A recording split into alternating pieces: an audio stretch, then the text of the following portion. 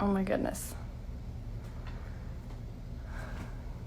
Hello. I have no idea how to do this. All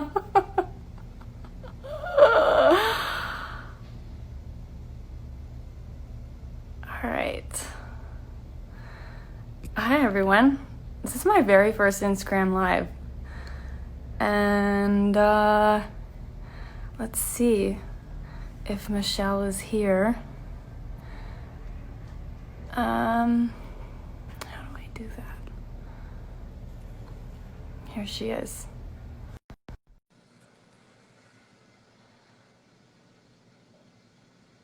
Waiting for Priv to Prague. Connecting. Hello. Hi. It's your first live ever? Yes. Wow, man. Heavy. Never done it. I've never done it. So that just shows you how much I've been looking forward to this. I appreciate that, girl. I really appreciate that.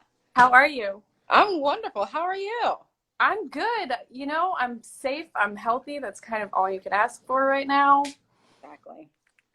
Exactly. I'm so excited to be talking about this with you, to just have this conversation with you. I've been really looking forward to it ever since you reached out to me. Yeah. Not just because I really admire what you and Melissa have been doing for the last few years, but just this time and this climate right now, as many of these conversations as we can be having, as much as possible, we should be. And so thank you. Yeah. Definitely. The conversation is what needs to happen. Yeah. The conversation is what is the exact thing that hasn't been happening in our country. I mean, I grew up with people that still say that their parents have literally taught them to not talk about race. Yeah. I was one of those people. I mean, It was, you don't talk about religion, politics, and I think race was kind of wrapped up in the politics of it all in my family. Right. It had nothing to do with politics. I mean, people make it about politics, but yeah, I was in one of those families. Yeah. So then how did you end up here? What happened in your life? Was there any kind of defining moment where you said, I have to talk about this? And it was recent. And I mean, also, I want people to know first, I want people to know your story as well, just to give my followers, if they don't know who you are, your background. And then I want to answer your question, because I feel like I'll get long-winded. But for anyone that doesn't know Michelle and Melissa's page, From Privilege to Progress, I don't know if everyone remembers, it was in 2018, right? 2018. There were two men that were arrested at a Starbucks for doing nothing. And I don't know if you want to tell your story, but it's important for people who don't already know it to hear it. Definitely. Let me adjust this. I'm visiting my man right now in Texas, and his cute little apartment, his lighting is like so yeah, that was worse, right? Let me go back.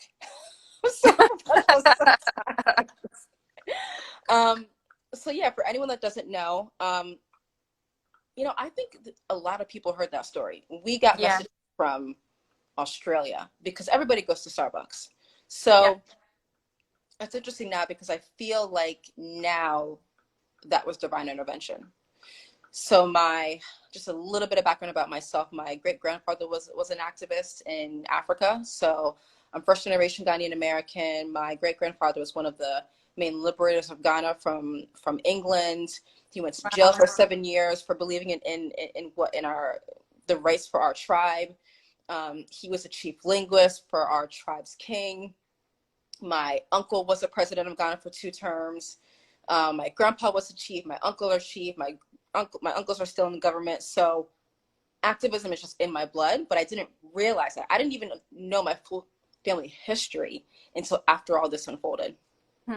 So I had lived in Philadelphia for 5 years before I went to that Starbucks. And I actually only have been there one other time, but I would purposefully walk an additional 4 blocks past that location because it's in a very gentrified part of the city. Philadelphia is a very black city, but that specific neighborhood is like 70% white. And it's designed that way. It's one of the richest parts of Philly. It's beautiful, but it's very segregated. So I didn't like going to that Starbucks because I was the only Black person the last time that I went there. I don't know what it was about this day. Something told me to go back to this Starbucks. Wow. I don't know what it would have been. I walk in there, same scene. I'm the only Black woman in there. And I was like, well, I'm already here. I'm not going to be a weirdo and walk out. So I get my coffee. I sit down. I'm doing whatever. I'm there for about 45 minutes. And these two Black guys walk in. Super cute. Caramel, chocolate. The one with the green jacket with the beard. I was like, yes. So adorable. So I'm watching them. And also when you're the only one and someone else walks in, you take notice. And you're like, oh, now there's more of me. I felt more comfortable. They walk up to the barista. They say, can we use the bathroom? She said, no, it's for paying customers only. They said, okay. They sat down. That was it. That was it. Which, by the way, I've done that a million times.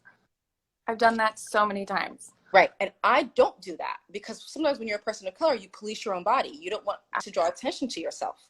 So I was like, I don't like doing that. And it's funny because when other people do it, I'm like, brave. I'm like, I'm like, I would never think to. Sometimes I buy things that I don't even need just to use the bathroom. Yeah. So I saw her walking away and she started like mouthing something to herself.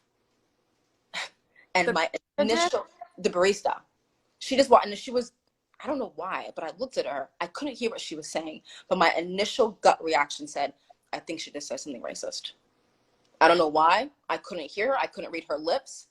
But when we have those moments, it's so important to check ourselves. And I said, Michelle, now you're being prejudiced. You have no idea what she said.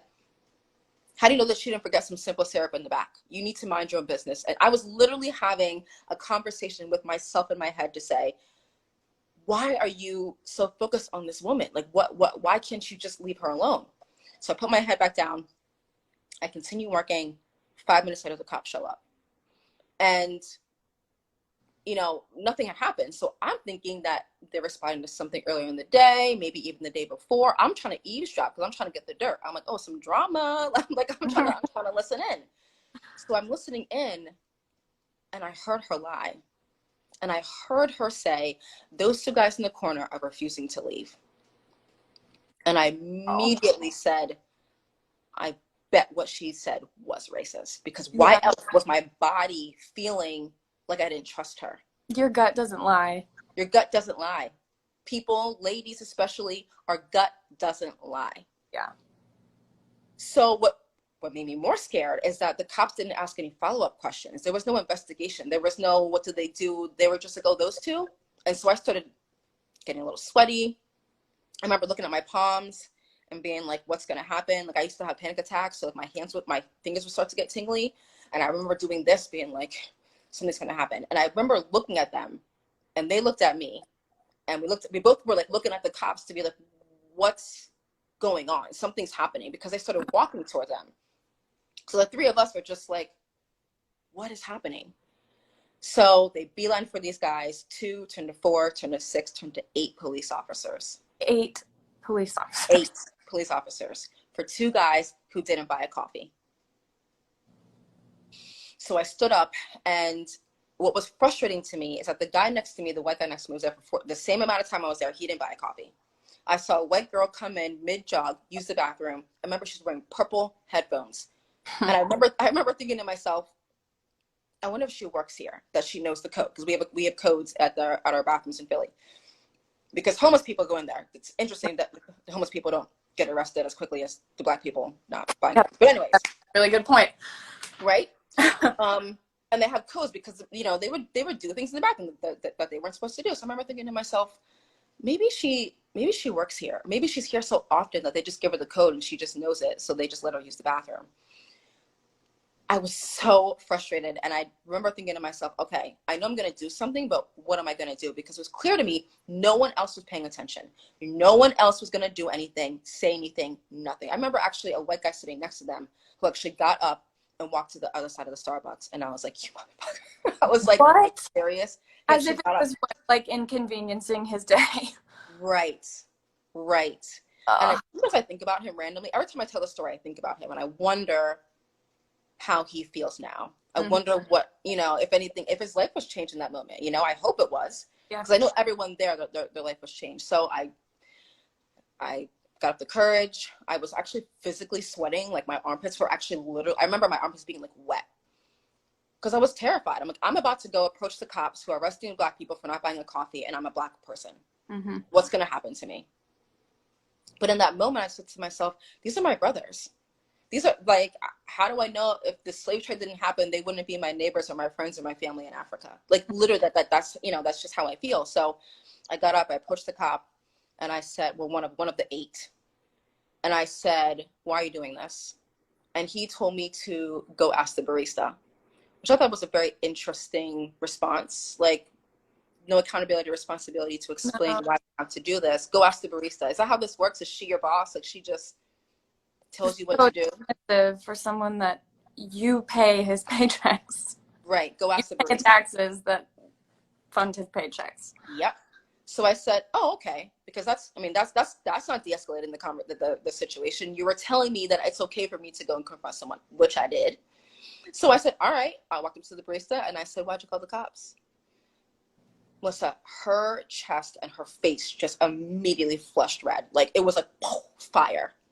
Wow. She goes, she kind of stuttered and she was like, oh, I really can't say, in a very fake damsel in distress type of voice. Kind of like Amy Cooper. Remember when Amy Cooper called it the same thing? Change that tone of voice and you're putting on an act.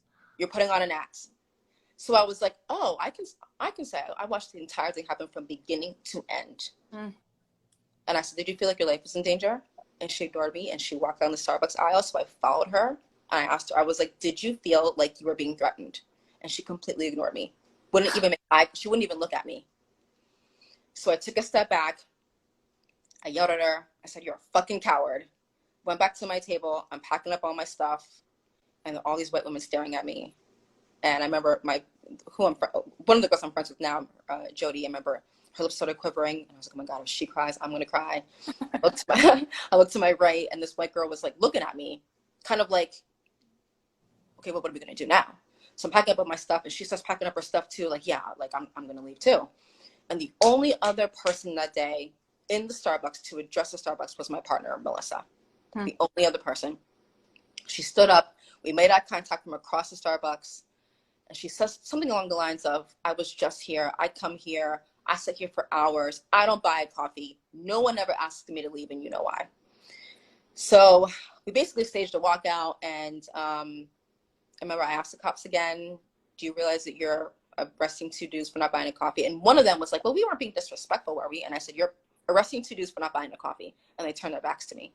They literally turned around and put their backs to me. And I was like, I'm losing my mind. But you weren't though. Right. Watch them be handcuffed behind their back, escorted into a cop car. I remember like doing one of these at them because I couldn't get them out, but I was like, I see you. I don't know what to do. They were taken to the police station. They were there for like 12 hours. And it went viral. And I didn't have Twitter or Facebook at the time. But people were like texting me and calling me, hey, Michelle, the thing that you told me about is blowing up. Right, and you can hear your voice in the video. Right. And I didn't know. I mean, when they were censoring Melissa, so all the media was like hounding Melissa, hounding her, trying to get her interviews. And I saw it happening and I wasn't going to say anything. But to be honest, I was like, typical. They're censoring the white person when I knew no one would have known what was going on had I not said anything. So fortunately, she tracked me down. She literally stalked me. She found me somehow, tracked me down, and she was like, we need to meet. Everyone's approaching me. You're the one that said something. This is just ridiculous. We met up the next Monday. We were like, what are we going to do? Now that the world is paying attention to what racism actually can look like today, what are we going to do about it? And literally, it's continuing that conversation for everyone to address their own biases. You know, people just didn't, if we hadn't said anything, no one in that Starbucks would have realized that they were witnessing a blatant act of racial discrimination happening right in front of their faces. Yep. Everyone watching this live right now, you have probably seen something like this, but you didn't quite recognize it. Absolutely. Absolutely. So, you know, and then it was kind of cool because people started waking up, and after that you saw a string of videos of white people calling the cops on Black people for living their lives. It was the girl selling water, the boy mowing the lawn, another guy moving into his apartment, which I don't even know what that call would possibly sound like. Like, there's a guy furnishing an apartment for free. Like, what? Like, like, how is that a 911 call? You know, and 2 years later, we're still seeing it. We're seeing the Amy Coopers. We're still seeing these things happening, but at least people are a bit more aware. Yeah. And that's what we're trying to create just this collective consciousness that we have to keep having these conversations. We have to talk to one another, because racism is not going to end unless we have these conversations. It's just not going to happen. Racism, I'm going to say, it's not a Black problem. No. Racism was created by white people hundreds of years ago. It's unfortunate that we are here, but these are the cards that we were dealt. And if we don't do anything about it, what message are we sending out to the world? Yep. It's just going to stay the same as it has for the past 500 years. Literally. And the irony about being an anti-racist is that we have to acknowledge, I think, our races and acknowledge that it's a white person problem and that there is nothing wrong with the Black community or Black people at all. It is something everyone has to look inside themselves as a white person to amend, to change. And that, you know, it's that shame and that guilt. And again, the very strategic, I mean, let's be honest, racism is smart. Yeah. It is. And it's adaptable. Very. It is really, like, scarily malignant. Yes, it is very, very easy. It is, I mean, race isn't even real. No. It's not even real. Like, do you think a zebra looks at another zebra and they're like, yeah, man, that zebra, I don't know, he's got too many stripes. I don't know about him. No. Like, there hasn't been one human being on this face of this planet who's ever going to be identical to me or you for the rest of humanity or from the beginning of humanity. Right. That's the beauty of us. Yeah. But when you can, I mean, like, literally it was created for control and for wealth. And it's the oldest trick in the book. It's divide and conquer. Divide and conquer. It's created for self-interest and power. That's it. And we're just trying to get people to understand that we all have biases. Listen, when I see a white guy walking down the street that's bald with tattoos, I get worried that he's in the KKK. Right. Yeah. I'm sorry, but I have to talk to myself and be like, Michelle, what's wrong with you? You don't know. Actually, I don't know if my friend's watching. My friend Nick, he literally fits that description, and he's like one of the coolest guys ever, and like only dates Black girls. So like, you're like, you know, you realize that that's a bias that you have from the media portraying what a white supremacist looks like. Yeah. And you have to talk to yourself and have those really tough but radically honest conversations and say, where does this thought come from? Why do I believe this? Why is this happening? Because it's not natural for us. It's not like, I mean, when I'm watching a white person experience white fragility, I'm like, that's also trauma. Like look at your reaction, your physical reaction. I mean, you're uncomfortable right now. Mm-hmm. That's not normal. No, none of we shouldn't. Yeah, you know, and other people from other countries look at us and they're like, what's going on over there? Because we're very uniquely racist. We're very uniquely, well, South America, Central America, but America, you know, North America, we're not ready to give it up. We're not ready to give up the profiting off of Black bodies, which is why they tell you don't talk about race. What do you mean don't talk about race? Because what's been going on since 1619 is the same thing that's going on now. It just looks different. My boyfriend says it's they've innovated it. They've innovated racism. Absolutely. It so redefines itself every time it has to. When like one step of progress has been made, maybe in the right direction towards anti-racism, someone has to come in and save what they're trying to maintain. Exactly. I mean, your story is so. I watched the video when it happened, and also, my mom was a barista. Yeah. Single mom, and I cannot. First of all, my mom never would have done anything like that, but it did hit home for me also because everyone drinks Starbucks. Everyone goes to Starbucks, and I remember back then being so upset by it. And also knowing back then too that whatever sensitivity training Starbucks did, how long did they shut down for? A day. A day. One day. I knew back then that's not going to do anything. Nope. And it didn't. Did you see what they did recently? Yes. And that was actually an uncomfortable conversation concerning race that I had to have with my family, where with one of my sisters, I was very much disagreeing with her. I didn't want to go there, and I have been boycotting, and I could not believe that they weren't letting people stand up for this. It's just ridiculous. That it goes beyond corporate bullshit. It does. It does. When I saw that, I was like, yo, because we actually tried to work with them in the beginning, and they blew us off. Of course they did. They blew us off. They were like, they got on a phone call with us reluctantly. They're like, well, we're doing our own things. You know, we hired Robin DiAngelo, but yet 2 years later, you told people they couldn't wear Black Lives Matter pins as baristas. And then, to be honest, they actually came up with the statement. They actually lied about us in the media, and I called them out, and they immediately got onto a phone call with us. I was like, you know, I just want to make sure that the public knows what actually happened, because they said something along the lines of, we've been trying to work with Michelle and Melissa, but we can't come to an agreement yet.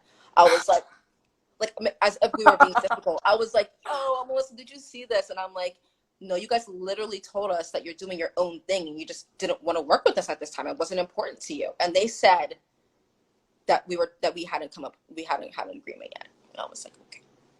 So I knew that the whole closing down stores was just a PR stunt. I mean, clearly, why wouldn't you want to work with the two girls that, I mean, I didn't have any ill will towards them. It wasn't you, it was a barista. Like, she was not the CEO. I understand that. Like, So at the beginning, I wasn't necessarily upset with Starbucks. So I just assumed you would want to work with us.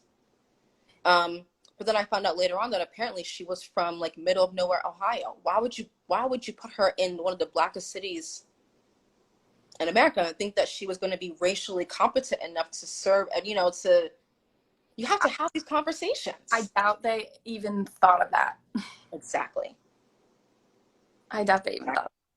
So here we are 2 years later, and, you know, there was Ahmaud Arbery and the Breonna Taylor and George Floyd and so many others. And,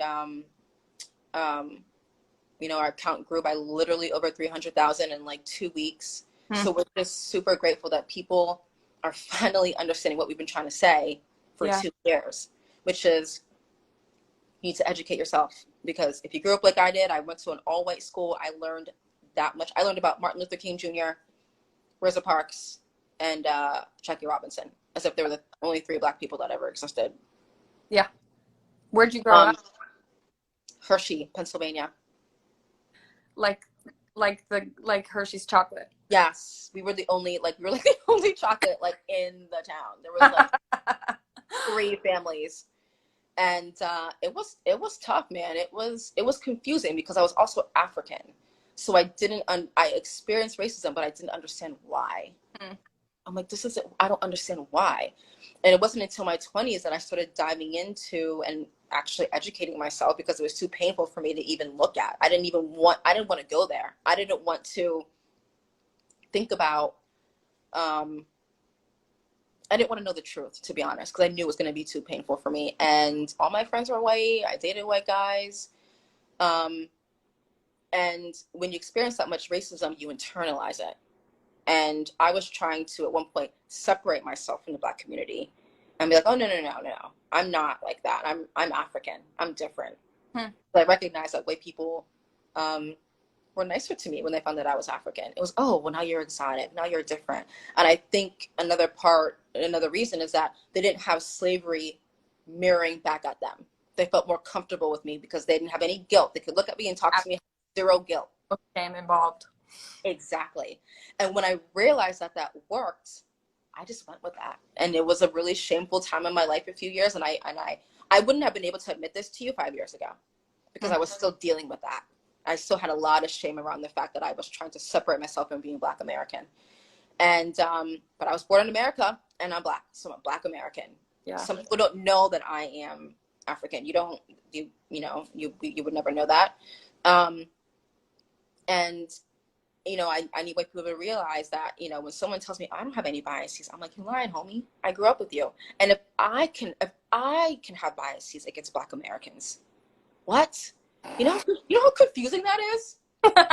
Like, I'm like, yo, Michelle, that was a racist thought about where is that coming from? But when you grow up in that area and you're being told you're an Oreo, you're not really like them, you know, you're like white on the outside, you're white on the inside, you're like, oh, well, it must be true. There must be something different. And I didn't have enough education to know differently until I had my own racist interaction with a police officer when I was 23. They literally thought that I was a thieving sex worker. Literally walked into a club, 5 police officers in bulletproof vests with crime unit on their vests. I'm skinny. I'm like 117 pounds right now. Back then I was like 112. So they're walking in and I'm like, what's going on? They asked me to come outside and I go outside with them. And they're literally, one dude in particular is treating me like I am this woman. I was livid, but I was terrified. I literally started peeing myself. Oh my God. I remember trying to hold it because I was like, what's going to happen to me? Am I going to go to jail? I don't understand what's happening. I was like, I work at Calvin Klein and Nationwide Insurance. Like, I don't know. And what they just like plucked you out of yes. Out of the club? Yes. And it was so, and I remember saying to the cop, I said, you can't treat me like this. This isn't okay. And I remember he walked back, got in my face and goes, this is your fault. And I said, and that's when it clicked for me. I said, my fault for being Black, for fitting the description. A white female police officer actually grabbed me and she like pulled me to the side and she told me to go report him the next day because she's seen him be racist before. And I was super grateful and I went and I did it and I went to the police station and I was like 23. Went to the police station and I reported him. They're like, oh yeah, we've had complaints about him before. I'm like, oh, so then why is the lead officer in an investigation when the suspect is Black? Yeah. If you know. And then later on in the years, I thought to myself, why did she do anything in the moment? Why did she pull me aside and almost whisper that to me? Why wouldn't she have stopped him in the middle of his clearly racist act? Yeah. And do something? It would have been much more effective if she had. But even then, she probably would have been punished. She would have been. I have a couple of friends who are police officers right now, and they say trying to fight racism in the police force is very lonely, and it's actually scary because you do face retaliation. You could be put on death duty. You don't know what's going to happen to you if you're a cop and speak out against, because there's so much racism in the force that it's almost part of who they are. Absolutely. Which is why she had to pull me aside and say it quietly. Jesus. So they didn't arrest you. She kind of dissolved. No. Well, they realized I wasn't her. I was like, what are you talking about? Like, and the kid was, the guy was there. Apparently, so the situation was this white kid, he like took home this Black sex worker. And when he woke up, all his money was gone. And before the cops showed up, he actually got right up to my face. I remember thinking to myself, I was like, what are you doing? He thought I was her. I'm like, how do you sleep with a woman and not know that I'm not her? Like, I'm what? sorry, it's happening. Yes. He thought I was her. Wow. I was like, dude, you fugly. I would never. What are you talking about? What? I'm not her. Yeah, he thought I was her. They all just thought I was her. And the cops just believed him. Of course they did. I'm so glad. I mean, I feel like you were lucky that you realized you weren't her. I was incredibly lucky. Damn, I'm sorry you went through that. It's all right. You know, I can laugh about it now, but at the time I was like, and you know what? And again, another situation where no one around me said anything. Mm-hmm. You know, like white people, like we got like, you know, I mean, look at what's happening right now. We just had the largest civil rights movement in history. Yep. And that's because white people got off the couch and came out in the streets with us. Woke up. They woke up. And everyone's been using the word woke for years now, but I don't know if it was truly an awakening until this moment. Beautiful. Absolutely. To me, like I had chills. I cried throughout, you know, watching protests. because this is what solidarity means. This is what it is. This is us demanding justice and demanding peace. And you know, the police brutality that you were seeing against a lot of these protesters, I hope people understand and realize that that's how much they want to protect their right to do whatever they want to us. Yeah. I don't think what people like a last dying breath, hanging on to something that everyone else is aware needs to be drastically changed. Yeah, I don't think that way people were anticipating being tear gassed when you're not doing anything, being tear gassed when you don't have any weapon. That's just like a little itty bitty snippet of what the Black experience has been like. You do nothing and you are attacked. I mean, like on a very literal way. And I'm so grateful. I hope that we can. I felt a little bit of. It feels like there's a little bit of slowness happening. Like it's quieting down a little teeny bit, but our count is still growing. So I'm grateful, and I'm hoping that people are continuing to do their work and educating themselves and looking inward. And you know, I'm seeing a lot of people wanting to quickly jump to do things. They want to jump and create a page or a website, and I'm like, nah. You just need to relax and you need to educate yourself first. Yeah. That's, you know, where I'm at now. I mean, I feel like I've been nervous about this conversation too, because I feel like I'm so new to this in my education, and to even learn, like, I feel like I don't even have the right to call myself an anti-racist yet. But you're an anti-racist. I mean, but then I've come to the realization that it's every decision. It's second by second that you are making these decisions, and you're looking in the mirror, even like you're saying, in every thought that you have, or if you check yourself and you recognize something that doesn't feel right, you can do one of two things, and you can be an anti-racist about it, and you can do nothing and thereby be a racist, or be overtly racist and just think that what you're saying is the truth. And that's been, I mean, my awakening sadly came late, and I was not willfully ignorant. It was not like I didn't know that this was going on. Mm-hmm. I grew up in Denver, Colorado, in a suburb, and very white, very white. I can count on one hand how many Black kids were in my high school. But then at the same time, I was not completely ignorant to things, because my dad worked for the professional sports teams in Denver, for the Nuggets and the Broncos. So I was at least exposed to Black people. Mm-hmm. And athletes, no matter how much money they make, are still victims of racism. Did you see it? Did you see any racism towards the athletes, or I don't know. I did, because I was so young, but I'm sure my dad did. Yeah, he's a doctor for the teams, so he worked pretty closely with a lot of those guys, and I'm sure my dad saw stuff when they were traveling, they were going to other cities, when I don't know. So I didn't. It wasn't like I just had a white lens over my eyes. Mm-hmm.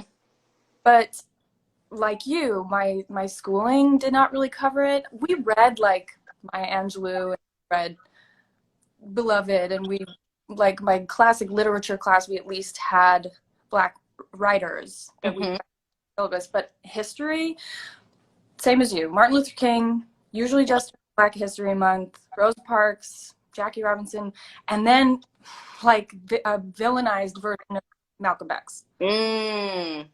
I thought it was bad. I thought it was so bad. I thought they painted him to be a terrorist in the history books.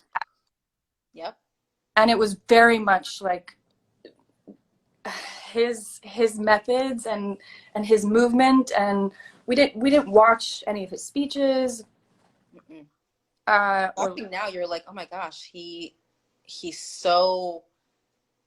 To me, he was like an academic, really? Yeah. I'm like, really? How? Yep. And his journey was so beautiful. How he realized what he realized and what he came to learn. Like, I've since read his biography, and it's so moving. Mm-hmm. And then so I moved out of Colorado, and I went to college in New York City, and that was like massive culture shock. Like going from white suburbia, the big city, and I loved it. I loved it so much. And I witnessed a lot on the subway. I witnessed, and I don't even know if I would clock it, but I wouldn't. I think I would just brush it off and be like, I guess that's just the way things are. I mean, police and pigs and whatever. What can I do about it? Right. And I did. I mean, I had a bit of more of an education in college. You know, I took like a cultural psychology class that I loved. I read James Baldwin. I loved him, and I love his books and his essays, but it still wasn't enough to get me off my ass and show up. Until recently, I think I was so heartbroken by everything that was happening with Ahmaud Arbery and Breonna Taylor. And then when George Floyd happened, I heard from my friend who is on Supergirl with me, McCod Brooks, and we were texting as a group text. We have a cast group chat, and he was not doing okay. And I called him, and we had this amazing conversation, and he really was the one that opened my eyes, I think, to how I had been claiming to be neutral about it. And saying, well, I'm not racist, but like not actively doing anything against racism. Right. And I had known him for 5 years by this time, and worked with him very closely, and seen things that he had gone through at work. Yep.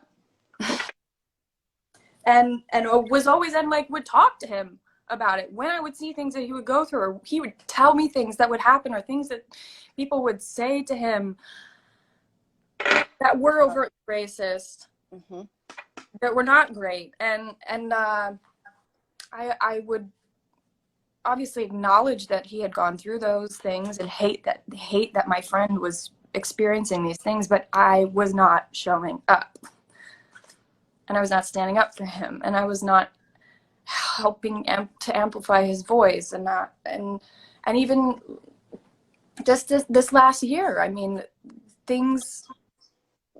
lots of things that I've witnessed, I've not done anything about. And I claimed it was because, well, I'm not Black, so I don't feel like I can talk about this. I don't feel like I can talk about this because I don't know the feeling of being Black in America. I don't know. I just made excuses. And that's what comes from is, you know, people, I just said this the other day, there's been a microscope on people of color for hundreds of years. Yeah. And it's never been turned around on white people themselves. Yep. And so well, that's a Black problem. That's a Black problem. Black people should be the one to fix it. Oh. If it were up to us, we would already have equality. Yeah. Yeah. So it took. No, go ahead. It just took my friend telling me, you know, you've got to take responsibility for this, and you have, and he made me realize like that I do have this platform, and if I do care, like I was telling him that I did in my heart, why wouldn't I spread that? Yeah. You know? Did he call you out personally, or was he saying things that made you see? He was saying things that made me see. Yeah. He was saying things that made me see, and he called me out personally for an entirely separate situation that he wasn't involved in, but that he like knew about. Even more opened my eyes. So, and after that conversation, it was past point of no return. Like I could not see anything else anymore.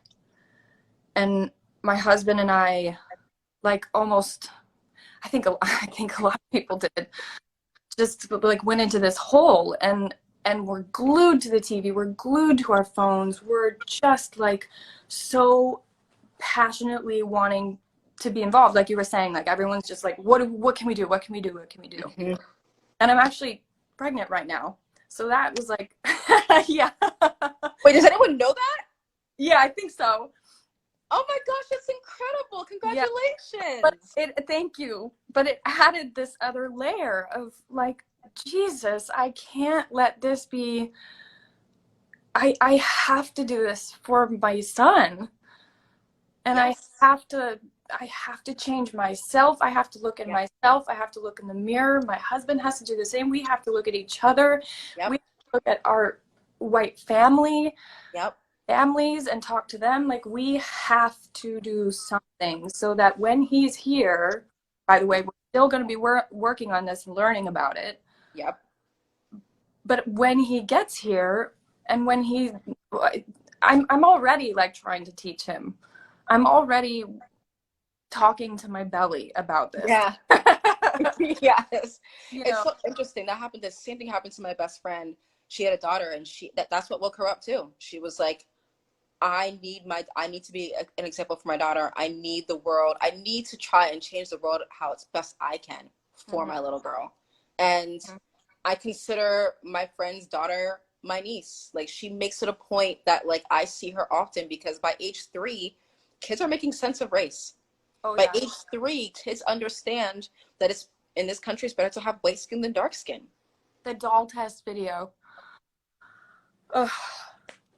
Anyone who has that video needs to watch it. You need to watch it. It just goes to show it's never too early. Talk to your belly, girl. It is never too early. We absorb everything. And when I watched that doll test video, the first thought I had was, I don't know if I would have done anything different. I don't know. I absolutely would have said the same things that those kids did.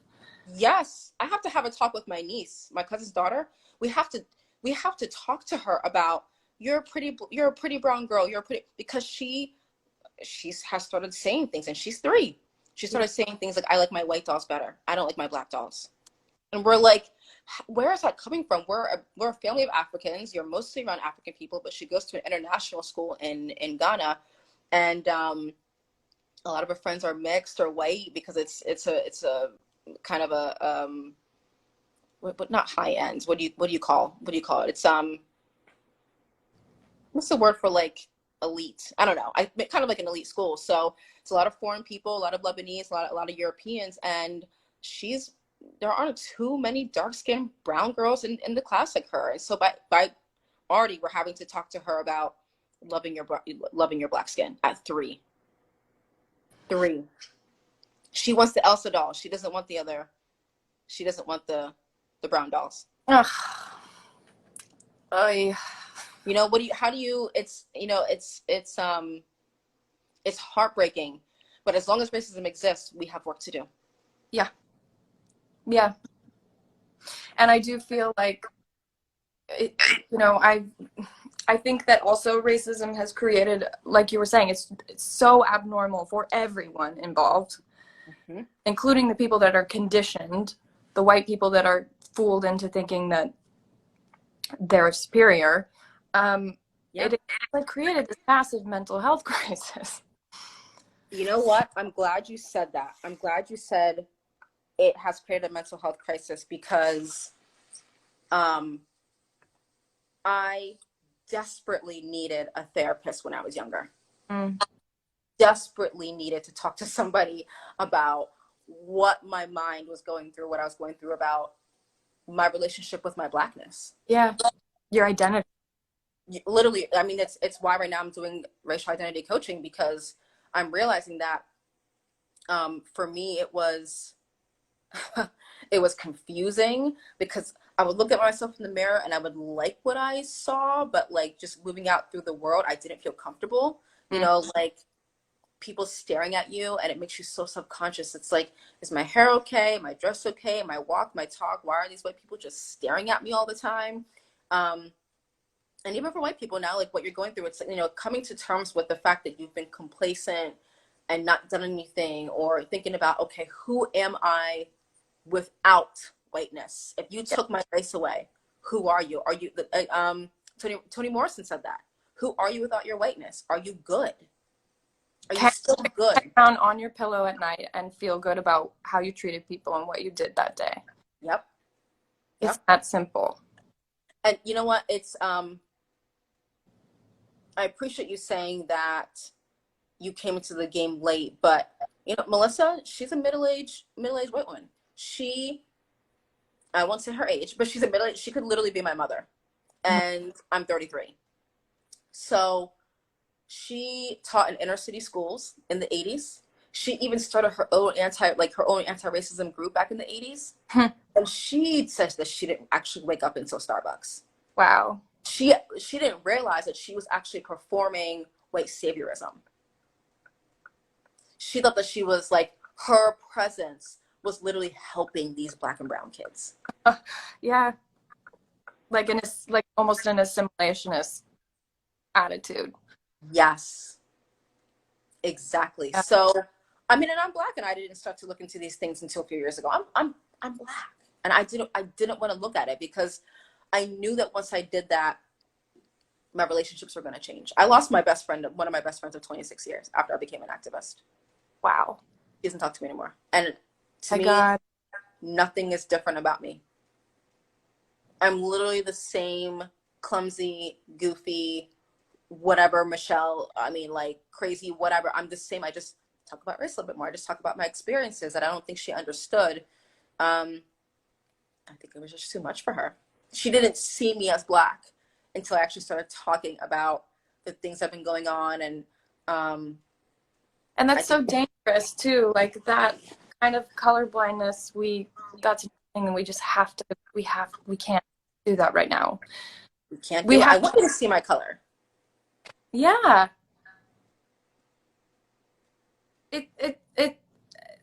We should be looking at every culture, every skin color. We should be looking at how everything intersects in terms of gender, in terms of like a queer space, in terms of like, we need to be looking at everything and honoring all of it and respecting all of it and educating ourselves about all of it. All of it. Because by the way, that's only going to enrich us as a humanity as a whole. I mean, look at your experience. You went from Colorado to New York, where it's incredibly diverse, and you loved it. I mean, diversity is a beautiful thing. Like I love. I mean, I've been quite a few places. I've been to Spain, Costa Rica, Canada, Ghana, the UK, the islands. Mm-hmm. I wish people embraced more where they came from, and brought that culture with them. Because what white people I think sometimes forget is that when they came to this country, they weren't immediately accepted. If you weren't from England, you weren't immediately accepted. If you were Irish, if you were Italian, some Italians were lynched. Yeah. They were treated like Black people. You had to give up part of your culture. Wherever you came from in Europe, you had to literally give up all of your culture just to enter this exclusive white club and get the same treatment as the English people. Yeah. You had to leave part of your identity behind. Yeah. You had to assimilate to what white European men thought were. Yes, you had to assimilate. We unfortunately, we can try our best to assimilate, but we can't do it because the skin color that's the barrier.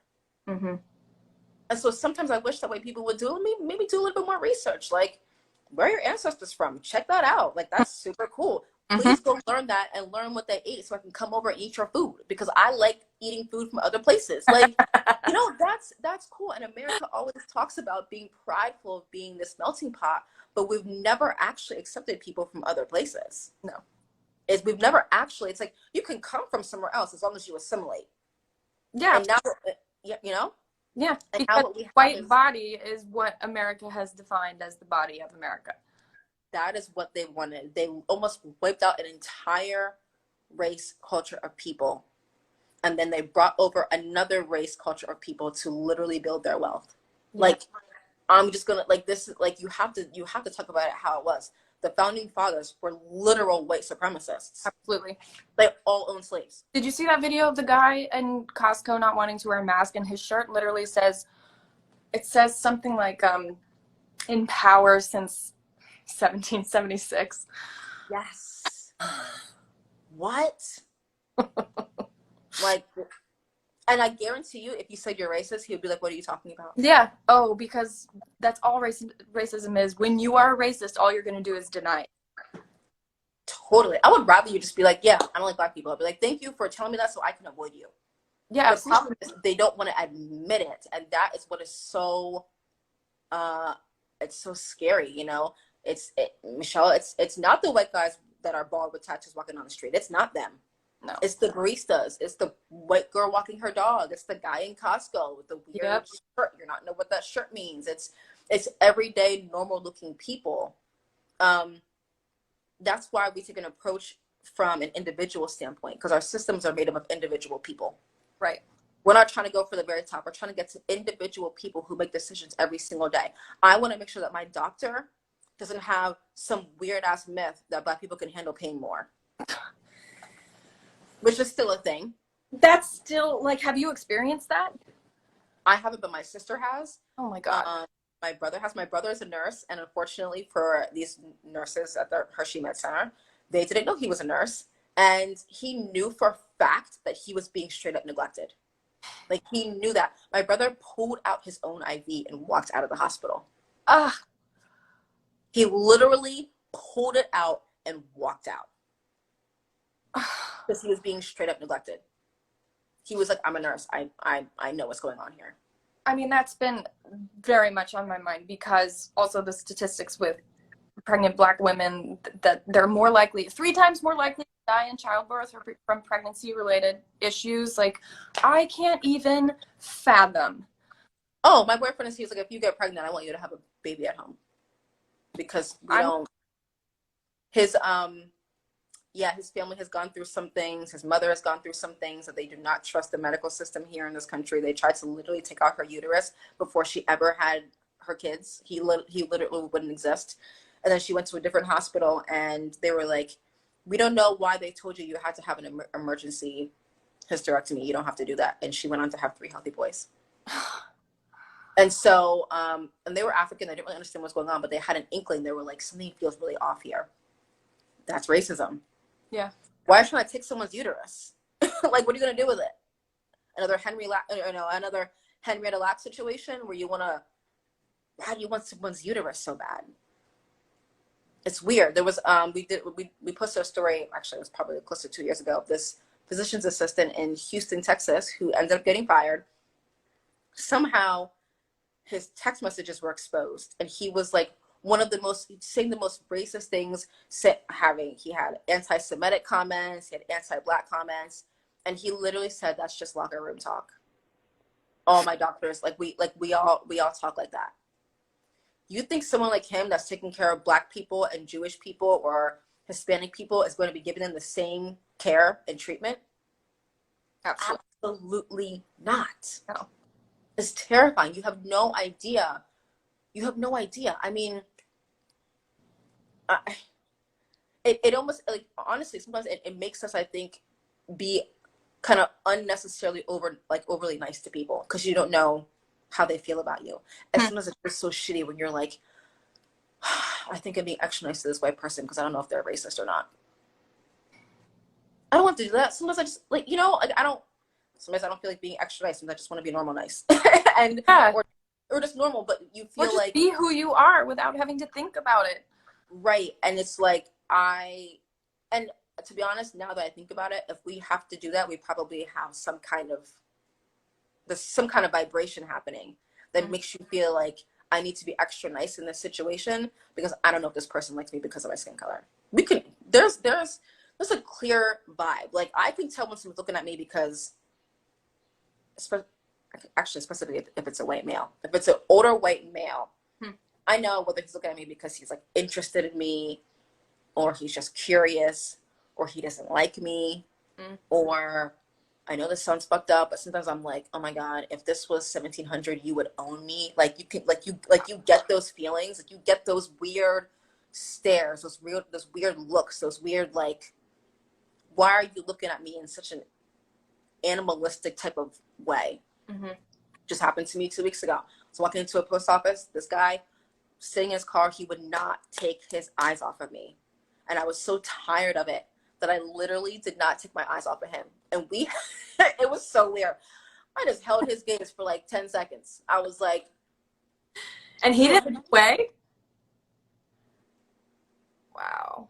He did not look away. And in those moments, you don't know what it is. And when you experience that your entire life, sometimes you just, Melissa and I do a live every Monday, and some kid yesterday was like, well, Black people resist arrest, and that's why they get that's why they get arrested. Yeah, and I'm like, do you have any idea what it's like to constantly be targeted? Like, do you think that if you were getting arrested for something that you didn't do or something super minor and you knew that your rights were being infringed, do you think that you would just stand there and be like, all right, I guess take me to jail? Mm-hmm. No, and by the way, white people do, and they run away from the cops and nothing happens to them. Exactly. Actually, very good point. They actually do that. They do resist, and the cops are like, can you please calm down? Can you please get in cop cars and steal the cop car? And I've seen that. Where? Like, that's... A few weeks before George Floyd, we saw groups of white men with AK-47s or AR-15s storming Capitol buildings because they wanted to get their damn haircut. What happened to them? What happened to them? They had loaded guns. Yep. That's not a threat? That's not scary to you? I don't even remember police officers being in those buildings in Michigan. I don't remember seeing them in the footage. That's a good point. I don't know. This is the reality of America. It's two different Americas. It's anyone watching this, please watch 13th on Netflix if you have not done so yet. So have you seen it? So actually 15 minutes in, I had to pause it and I just sobbed. Yeah, it's hard. So much as 15 minutes in, I was like, I didn't learn about any of this I was like 27 until I watched it. Yeah. Maybe even later. And I was older. Actually, I think I was close to 30. And I remember being like, what? Yeah. How did I not know any of this? How did I not know that police used to be slave patrol and slave catchers? How did I not know that? Like, people need to understand that what we mean by racism is innovative is that back in the day, the police were protecting white wealth. They were protecting plantation owners. They were protecting their property. If their property ran away, they went and retrieved their property to bring them back to the plantation to work.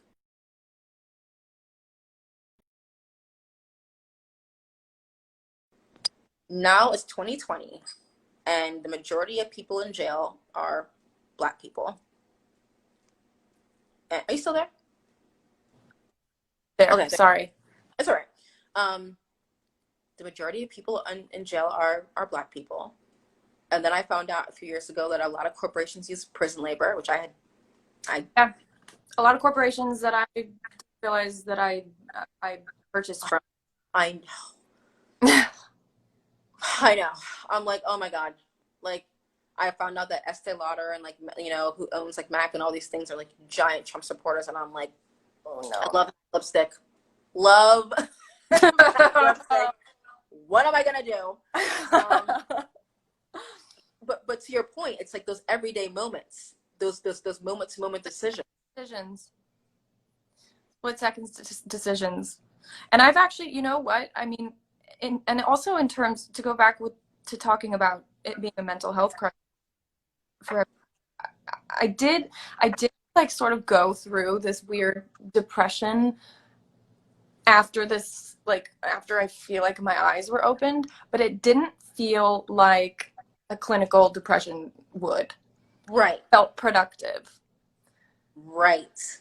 And it felt, yes, I felt those feelings of shame. And yes, I had to combat my white fragility. And yes, I had to, like, really look at myself in the mirror and, like, kind of take stock of my entire life.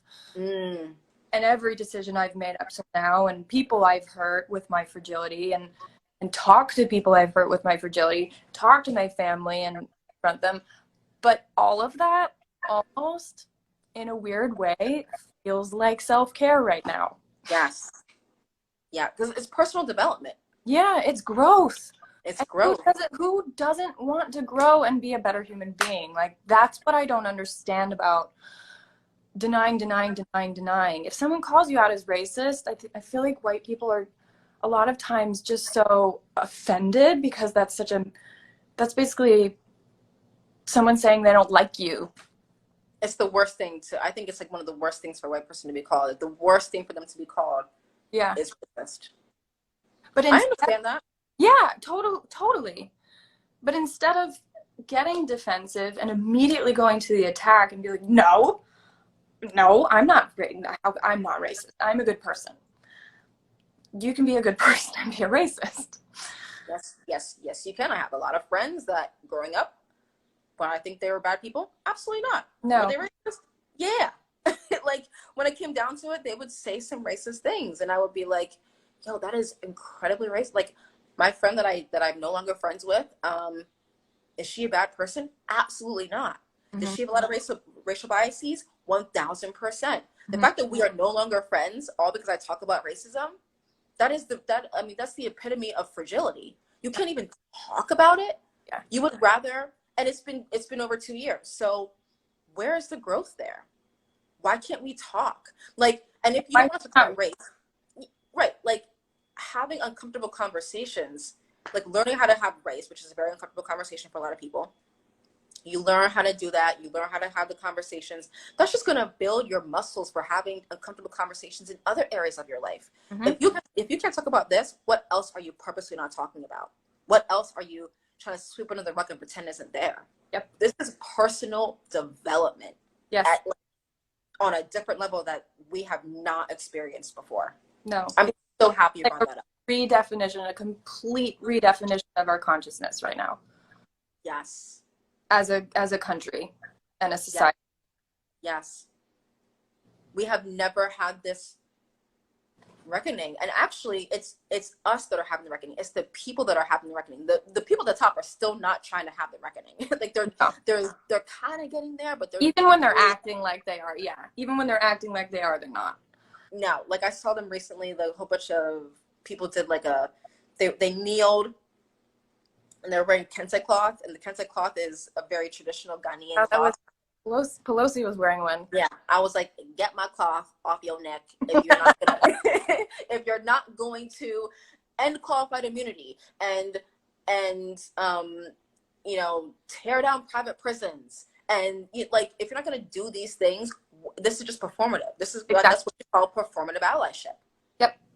And that's the other thing too that I think a lot of white people need to realize, and that I took even me a bit of time to realize too, is that doing the work, and I know everyone has seen that. I know everyone has seen you have to do the work. Yep. It requires you. There is so much out there. So much information. Since enslaved Africans learned how to read and write, mind you, secretively, because they weren't allowed to learn how to read and write, they've been telling their story. Mm-hmm. They've been talking about their experiences. They've been talking about racism. Like, I think pretty much everybody loves reggae. There's so much talk about racism and injustice in reggae. And I don't think people have any idea. No. Like, there's so much information. And sometimes every once in a while I get frustrated. I've had a lot of people, I've had people come into my DMs and say things like, will you please record a video of the time you've experienced racism so I can put it on my page? And I'm like, no. Why? Girl, I don't know. And I'm like, there's so many stories out there. There's so many stories for you to choose from. And you're coming into a random Black person's DM and asking them to recall a traumatic experience for your page. For your page. And who's going to get the credit for that? Not me. Not me. But again, it goes back to that eagerness. And I think it's also what you said about mental health and personal growth. That's where the hard work is. The hard work is actually looking within yourself. It's easy to look at someone, not easy, but it's easy to look at someone else's pain. Well, let me just go grab some terrible stories and make a page and whatever. That's not hard. No. It is much harder to look at yourself and say, where have I been complicit? Where have I messed up? Where do I need to do the work? Where can I grow? Making a page about that's not growth. How is that growth? I did my Well, senior you're not project. solving yourself. Exactly. I did my senior project in high school on the Holocaust. And I thought I was like a great person because I was talking about the suffering of Jewish people. But I realized that like after that, I didn't research anti-Semitism. Mm-hmm. I didn't learn about the ways that it was still happening today. I just did my project and thought that I was like, well, back then we didn't use the word woke, but I thought I was like a really great person that I did this. It didn't make me a good person. What did I do after that? Literally nothing. It was a one-time deal. Yeah. And this work is constant. It's constant. I mean, I've been researching a lot about racial identity development with white people and Black people, and that's what I'm literally coaching people on right now. And you can go in and out of stages. You can be really far ahead one day and something happens to you and you get really fragile one day and take 5 steps back. Yeah. Just like anything else in life. Yep. All it takes is you saying something to someone and not clicking in your head. Oh, that Melissa, was. Melissa and I still Melissa says that sometimes she still has thoughts. I still have thoughts. Again, because I grew up with white people, I spent more of my life immersed in white culture than I did out of white culture. Yeah. I can't pretend like any of that is not still living within me. Of course not. Like, I used to be an assimilationist. I just finished reading Ibram Kendi's book, How to Be an Anti-Racist. Mm-hmm. In the middle of his stamps from the beginning right now, and he's so thorough. He's oh my God, thorough.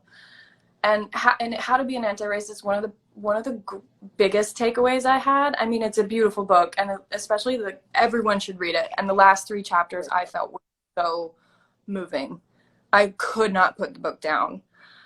It's all important, but you get to the end, the way he wraps it up, it's very moving. But one of the biggest takeaways I had, and this analogy he used I felt was so poignant, was that racism is a cancer in our bodies.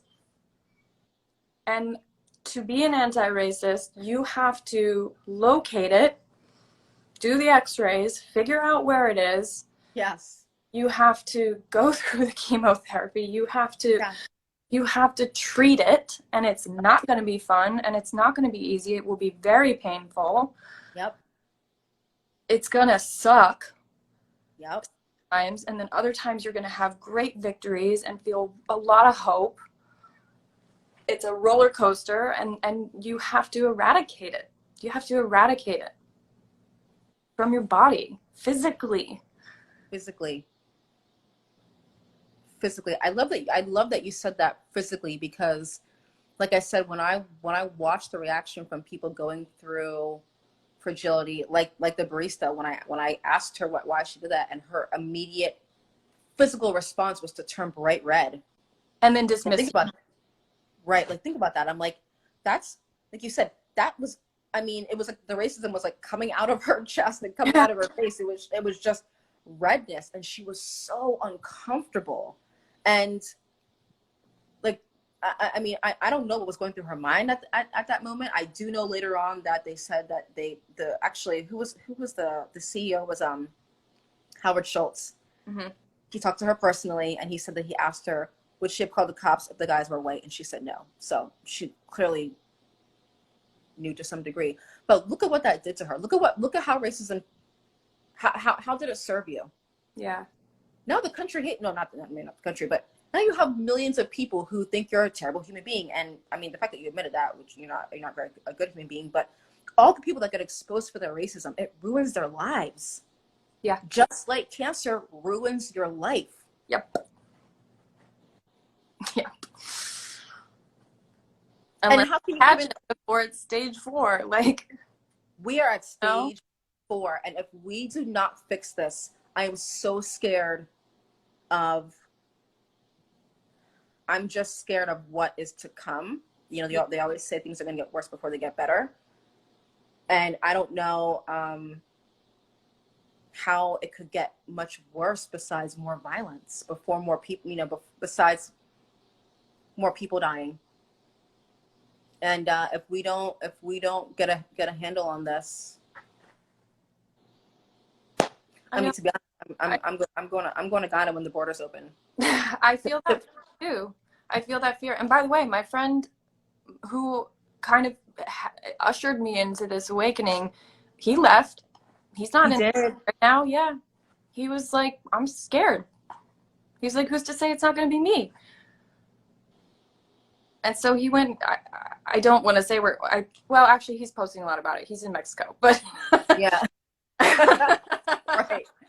It's true, though. I mean, like, when my brother had to call the cops recently, he said, my brother is a tall man. He's like almost 6 foot. He's like 220 pounds, but he's an absolute teddy bear. And he calls the cops and he says, I'm a black male that's calling.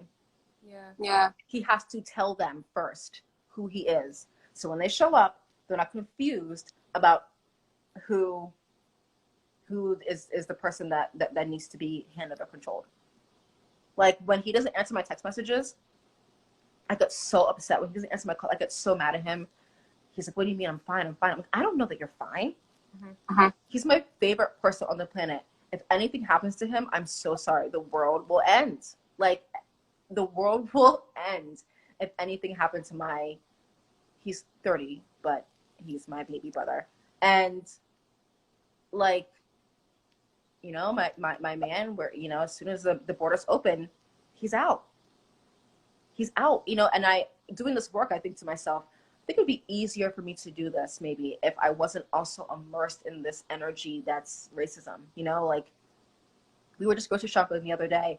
He gets in the car and his mood's a little off, and he was like, I just hate racists. I was like, what just happened? What just happened? And he was like, you know the look. You know? And for people that say, well, you know, how do you know? Because we were just at a restaurant today, right before I got on this live. Everyone in there was white. No, there was one of the chefs was Asian, but everyone else was white. And they were so freaking cool and just like like, you didn't think about race at all because everyone was being super normal and talking to everybody, and it was just a super cool vibe. You just know the vibe. Like, you can just feel it, you know, like, you just know. And I just hope that, you know, white people really do that work and understand that you have been manipulated and lied to. Yes. You should be just as pissed off to realize that you have been manipulated and lied to believe this bullshit that race is real, because it was literally, you know, you're listening to Stamps. It was literally created to keep us divided. I mean, I don't know what's more beautiful than being in a room full of people of different cultures and different colors. Like, I agree with I think it's so cool. I think it's cool to go to a different country and experience their culture and just be immersed in that. And how is it that you don't want to experience that? I know.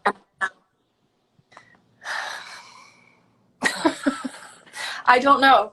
I don't understand that either. And I think it's also important to realize that, like, you can strongly disagree with that man in the White House and what he stands for and his overt racism, while also strongly denying that you have it in yourself. And yes, you're willing to really acknowledge that it's in you, and like we're talking about the look in the mirror, you're gonna miss out on that, on what you're talking about that is so beautiful, the diversity and multiculturalism and appreciating different cuisines and where different people come from and their customs. And we have so much to learn from each other that is good. Yes. That we're missing out on when we are stuck in behind in these like cages of being manipulated. Yes. You know? Yeah, like, they don't want us having this conversation right now. Mm-hmm. They don't want that. Like, if this was back in the day, if this was, you know, 1700, we were having this conversation, they would make it a law that a black person and a white person can no longer be on a live together. Because every step of the way, what people need to understand is that there were white people that tried to speak out against racism. There were people that tried to end it, and every single time they tried to do it, the founding fathers would enact a different law or policy to incentivize people to not work together. And that's the problem, is that it's all stemming from policy. It's not stemming from, like you were saying, looking at people as individuals and not defining them by their race. It's and that's kind of like another way that I've tried to be governing myself. I feel like I have to apologize also, because I feel like I have major baby brain right now.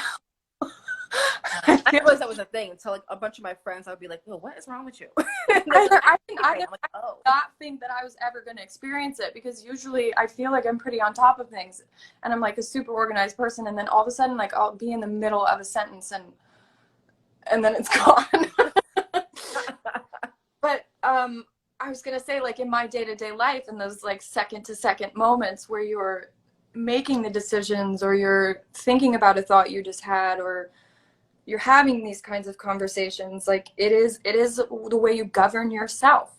We need to be like very, very extremely baby brain critical of our policy makers. We need to be educated on who they are, what they stand for, what they're going to do. And then we need to do that for ourselves. We have to, every second, we're governing ourselves as human beings, as individuals. Each decision is a policy that we're enacting in our life. There's a book, if any of the followers are interested in reading, it's called Dying of Whiteness. I just started reading it. I'm like on like chapter 2. And it talks about how our policymakers literally manipulate white people to vote against their own interests. Yeah. And it's written by a white man who's a doctor who watches patients die because they have this false narrative, this lie that resources are going to go to Mexicans, or they're going to go to welfare queens, or they're going to go to people. Tennessee, the state of Tennessee voted a certain, I don't know how they voted, but whoever they chose to govern their state lowered everybody's life expectancy in the entire state. Yeah. That's crazy. Isn't that crazy? That's crazy. Because the only people that benefit from those kinds of racist policies are the ones creating them. Because they're making their own self-interest, money and power and big houses. And the fact that, like, I don't know the exact percentages, but what is it, like, the majority of the wealth in the world belongs to the top 1%. I think it's like the 300 wealthiest people, 300 in the world, I think. Someone just told me this today. Own the majority of the wealth in the entire world. Yep. I'm like, how is that possible? And it is so interesting. I can't wait to get through the rest of this book. What's it called again? Dying of Whiteness. Dying of Whiteness. Because what these politicians do is they use coded language as actually very racist language. They just don't say I'm being racist. Yeah. They just use coded racial words that are associated with certain groups of people, Black people, Native people, Mexicans, Hispanics. And it makes white people think that, well, I can't have money going to them, but you're taking money from yourself. And Lyndon B. Johnson, actually, back in the 70s or 60s, I think in the 60s, actually, you can look it up on Snopes. He says something along the lines of, if you can convince the lowest or poorest white man to think he is above the lowest or poorest Black man, you can take from him. And he was like, hell, he'll even empty his pockets for you. Wow. A president of the United States of America said this. Flat out. It was a real quote. And it's so true. And we watch it happen now. Everyone that voted, that was so against the Affordable Care Act, and so many people that were, all the horrid pictures that you see of people screaming at young Black girls going to school for the first time in an integrated school. Like, people were so against that. And then when things actually work, I feel like, and people realize that those policies, the anti-racist policies that end up working, like school integration, which still, I mean, has its problems, but people ended up supporting the idea. Right. Exponentially so, because they realized that it was good. Right. Your kid grows up to be less of an asshole when he's around other kids that don't look like him. Like, that's good for his humanity. It's good for his development. It's good for his career when he's older, and he can, I mean, this is the fact. The country is getting more diverse. I think they say like minute by minute. Well, yeah. Maybe not much, because the person in the White House is trying to stop immigration from certain countries. But people are mixing. People are in interracial relationships. Like, it's happening. It's, you know, we're only the minority in this country. Black and brown people are the majority globally. Yeah. Yet we're not enslaving people. We're not trying to, we're just trying to live our lives. Yeah. All we're trying to do is like live and let live. But people need to understand that racism is, for the beginning, it's been about money. Yep. They know. It was always a transaction. Always. They know that there's something different about me. They know that.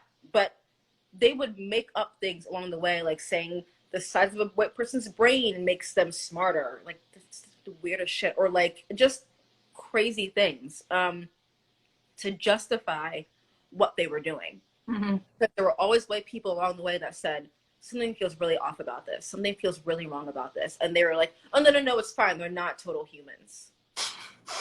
And they're doing the same thing today when they say, you know, when people are like, something seems off about this. And they're like, oh, no, white people are just more violent. Or, I'm sorry, black people are just more violent than other people. No. But that's not the global black experience. You go to Africa, I mean, I feel more safe in Africa than I do here. And people think that it's such a violent place. I'm like, I literally feel more safe there. And I feel more scared in certain parts of Philly and Camden, New Jersey. Yeah. And you have to understand that, again, it's about control. It's about continuing to somehow profit off of black bodies, because when slavery ended, they were not trying to really have to do all that work. It literally turned into capitalism. Yeah. Like, that's what... Or like racism and capitalism. Think of plantation owners as corporations. When you drive past a prison, think of it as a plantation. Yes. That's what we have to understand, that even though Black Lives Matter is not, my life mattering is not political, it shouldn't be political, but unfortunately is, in the sense that if we do not make smart voting decisions, people are going to keep dying. Mm-hmm. Now is the time where we cannot afford to not be informed.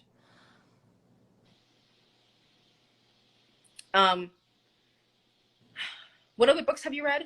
You read Stamped? Stamped at the middle of now, and I read How to Be an Anti-Racist. You read Malcolm X? Uh-huh. I've read... It's long. Yeah. It's big. And then I've read before, which I want to reread, a lot of James Baldwin, but my favorite is The Fire Next Time. I remember reading that and really just loving it. The Fire Next Time? Who's that by? James Baldwin. Oh, The Fire Next Time. I've only read a few of his things. I get very emotional when I read his work. I have to be in a very specific emotional place to read certain things. That he's so poetic about it. He's so poetic. Like, I read recently, I didn't know his father actually was like a very sad man. Mm-hmm. Because apparently, like, his father believed what white people had to say about black people, that internalized racism. He believed it. And I'm like, oh, I think I need to read more. Maybe that's what helped fuel James', I don't know, poetic magic. I don't know. Yeah, that he had the wherewithal to understand that it wasn't, to understand, to love himself.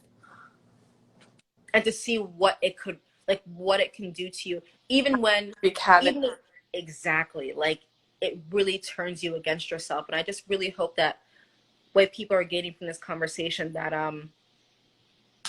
your voice is needed. Mm-hmm.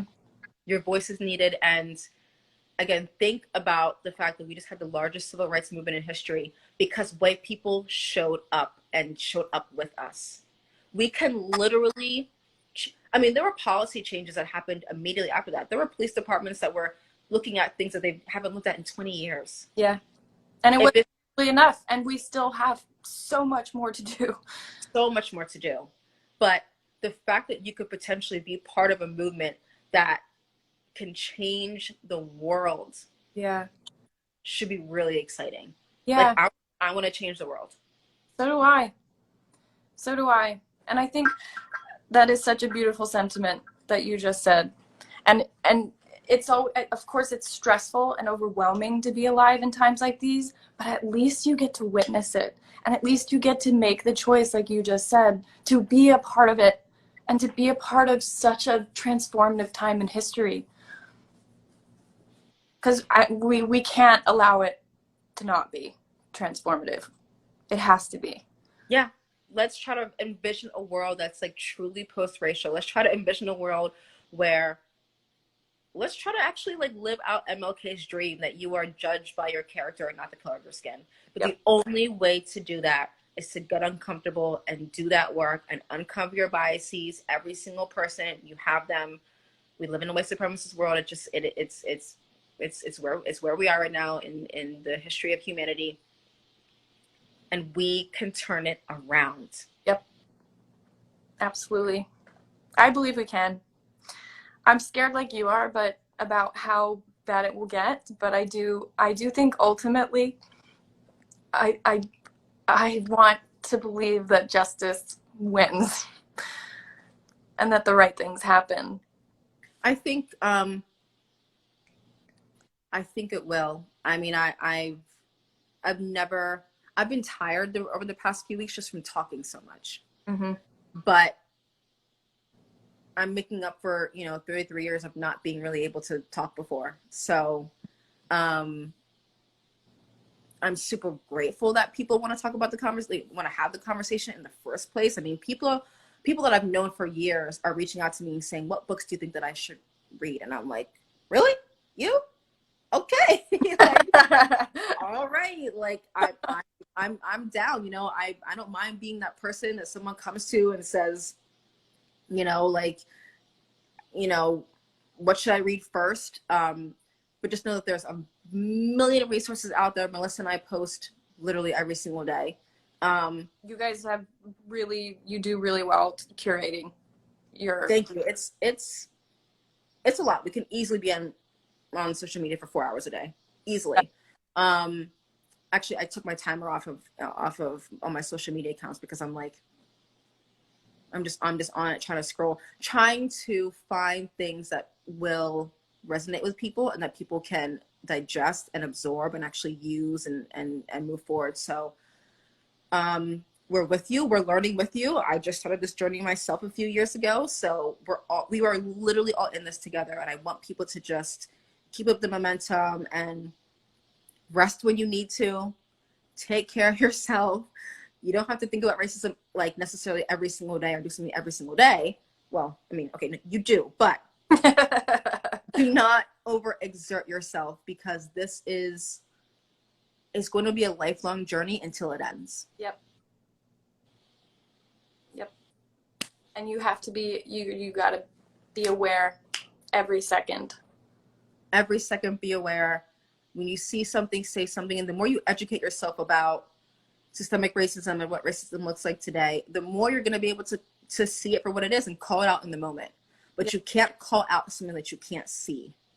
Or that you don't understand. Or you don't understand. So just keep educating yourself, read White Fragility, read Me and White Supremacy, watch 13th. 1619 is a great podcast too. 1619. Listen to the Seen on Radio, Seeing White podcast series. That's incredible. I'm trying to think what else. Anything about James Baldwin, read the Malcolm X autobiography, read Letter from a Birmingham Jail from MLK. I mean, read Toni Morrison, read Maya Angelou, read just so many. There's so much you have to do is Google. Just get on Google. Get on the Googles. And let's just be in this together and, keep fighting and changing the world. And even if we don't live to see the end of this, which I don't know how that's going to play out, at least, you've done your part. Yep. and you try, and you can lay your head down at night and say, I tried to make humanity in our society better. Yep. Yeah. So anyways, I could probably talk to you forever. Likewise. I looked up your birthday, and your birthday is October 4th and mine's the 6th. So Libra. I love Libras. The two guys that I dated before my boyfriend both had the same birthday with three days, and they were October 5th. And I'm like, I love myself. I've actually never been with a Libra. Sorry, they're cool. Cancers are cool. My boyfriend has a Cancer. He's cool too. But I just find that I never believed in that stuff before, but I do now find like an energy. So this has been one of my favorite conversations, one of my favorite lives that I've done so far. So I just want to thank you for jumping on here with me. Thank you. Thank you so much. I feel very grateful, and I could have talked to you forever too. And thank you for excusing my baby brain. I do feel like I want to talk to you again once I've had this child. Yes. Doggy. How many months along are you? I'm in the 3rd trimester, so like weeks away. So close. So weeks close. Away. Yeah. It's crazy. That's so exciting. Oh, I can't wait. I just can't wait to meet him and teach him how to be an anti-racist. Yes.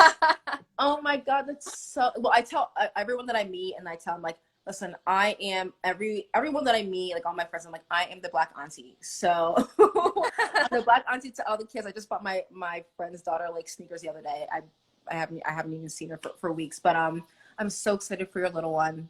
Thanks. I wish you all the best luck through that entire process. I think it's the most. Sometimes I watch birthing videos for some reason, I just like cry. I think the birthing process is the most beautiful thing on the planet. So great for doing that. I can't bring I'm so scared to do that. Really? I don't know why I watch them, but I'm like, this is so amazing. This is so crazy. Like that you birth a human. I just think it's fantastic. So, oh my gosh, that's going to be so exciting for you. I can't wait. And I'm so glad we got to do this. I'm grateful to you for all of your knowledge and for including me in this conversation that you guys are so eloquently having day in, day out. Well, and very specifically, thank you for being an influencer and a celebrity who has a conversation. We've been trying to find who they are because historically there haven't been that many. Which is, to me, is like inexcusable. To be honest. It's not, first of all, I think the word brand, like having a brand as a person, is such a weird idea. Weird. It's such a weird idea in the first place. And second of all, like how would being a part of this conversation ruin any kind of brand that you are? Right. Like, I mean, it's cool to see that they're on board now, but like we've been trying to find people to have conversations with that could like, you know, use their platform and get the word out more. Haven't been so many. So thank you for being, to be honest, like one of the few. Wow, that's so surprising. Well, I'm with you, and I always will be, and thanks for bearing with me while I am still stumbling through this. You know, happily so though. Yeah. Well, reach out anytime you have any questions. Thank you. I will. Okay. Mwah. That was so great. I know. All right, girl. Have a beautiful evening with you and your husband and your baby boy. And you too. You too. Enjoy being. You said you're with your man in Texas? In Texas, yeah. Well, go get some love. I'm going to. It's his birthday tomorrow, so I will. All right. Love. I'll talk to you later. All right. Bye.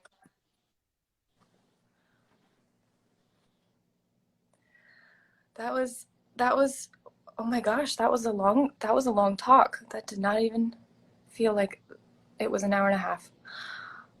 So I guess I did my first line. And that was a great conversation.